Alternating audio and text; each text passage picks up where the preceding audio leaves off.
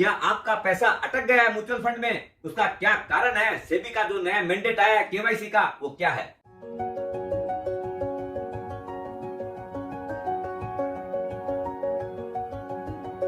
सुप्रभात दोस्तों, आप सभी का एसके फिनोवेट में स्वागत है।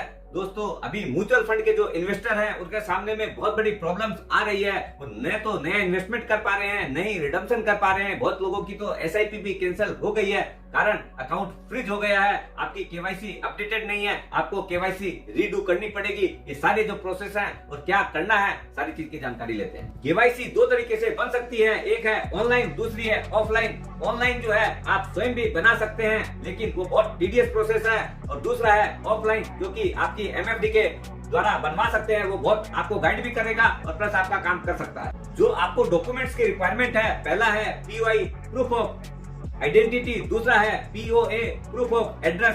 प्रूफ ऑफ आइडेंटिटी में आपको सबसे मस्ट रिक्वायरमेंट है वो है आपका पैन नंबर। दूसरा जो आपको एड्रेस के अंदर जो है कई चीजें उसमें एक्सेप्टेबल है। सबसे पहली जो चीज है वो है आधार, दूसरा है पासपोर्ट है, वोटर कार्ड है, मनरेगा का कार्ड है, चाहे ड्राइविंग लाइसेंस। बहुत जगह केम्स एंड केफिनटेक, केम्स वाले जो हैं वो आपका ड्राइविंग लाइसेंस और मनरेगा कार्ड एक्सेप्ट नहीं कर रहे हैं, लेकिन केफिनटेक जो है वो सारे डॉक्यूमेंट्स एक्सेप्ट करके केवाईसी बना के दे रही है। अब आप चाहो तो सीवीएल इंडिया या सीवीएल केआरए, इन दोनों पे साइट के ऊपर जाके आप अपना प्रोसेस कंप्लीट कर सकते हैं। उसके अंदर आपको हैंडी जो रखना है वो है पैन कार्ड, जो सेल्फ अटेस्टेड कॉपी होनी चाहिए, आधार नंबर होना चाहिए जिससे कि वो भी ओटीपी आएगा, आपको ऑथराइज करना है। तीसरा है एक छोटे से पेपर आपका साइन, जो कि आपको उसको दिखा के अपलोड करना है। ऑफलाइन प्रोसेस में क्या है, आपका एमएफडी बहुत बड़ा मदद करता है। आपको फॉर्म जो है आपको भेज देगा, आप अपना डाउनलोड करके उसके ऊपर साइन करना है। एक फोटो चाहिएगा, फोटो पे जो साइन करना है अक्रॉस करना है, बिलो नेक करना है, फेस पे साइन नहीं आना चाहिए, नहीं तो वो रिजेक्ट हो जाता है। दूसरा है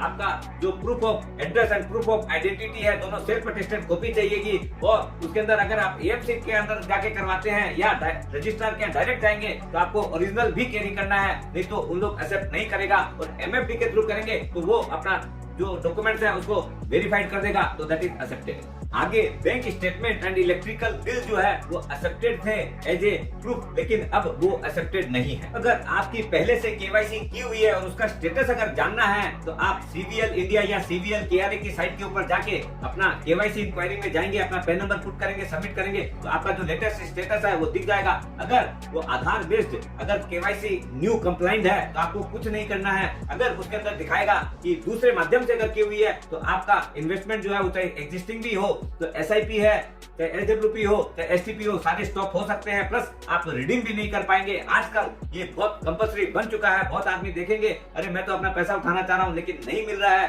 redemption is also not allowed. और एक बहुत महत्वपूर्ण चीज, अगर उसमें ज्वाइंट होल्डर है, सेकंड होल्डर है, तो उसका भी केवाईसी कंप्लाइंट होना चाहिए, नहीं तो आप रिडीम नहीं कर पाएंगे। दोनों जन का मस्ट है।